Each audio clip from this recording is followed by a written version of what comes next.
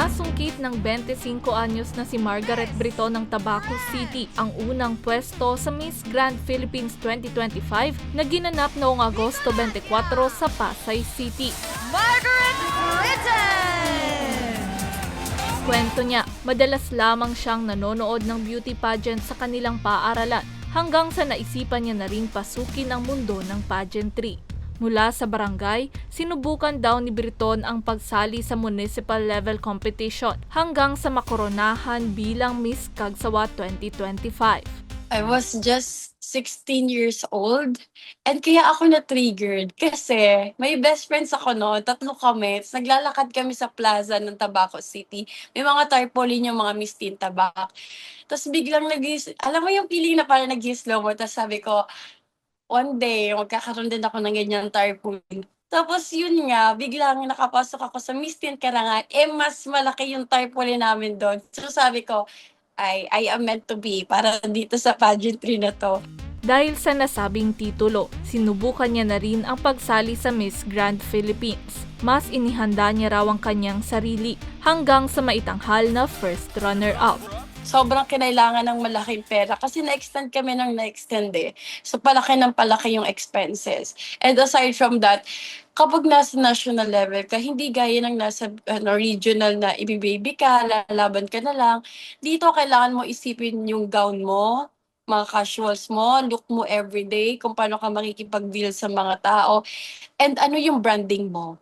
Mahalaga na kilala mo yung sarili mo para mapakilala mo siya sa organization and sa press.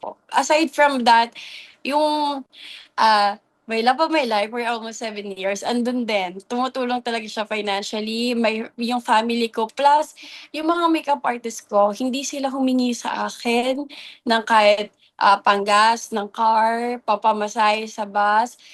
Lahat parang sabi nila, ayaw na nila makadagdag sa burden ko. Kaya malaking tulong din talaga na yung mga tao sa paligid mo is may pagkukusa sila kung paano kanila matutulungan.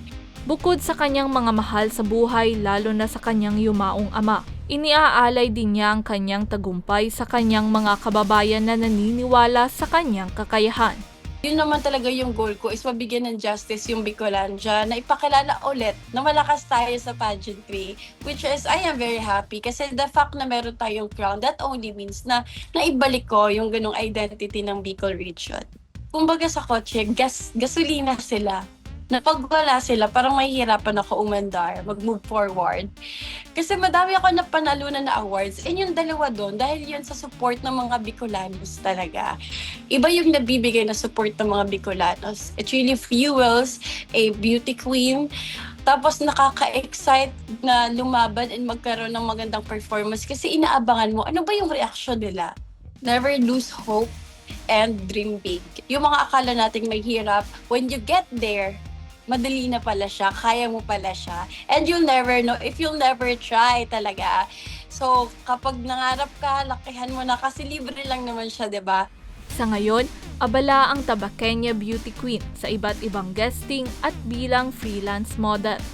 Para sa mga balitang Tatak Bicol, May Insinares.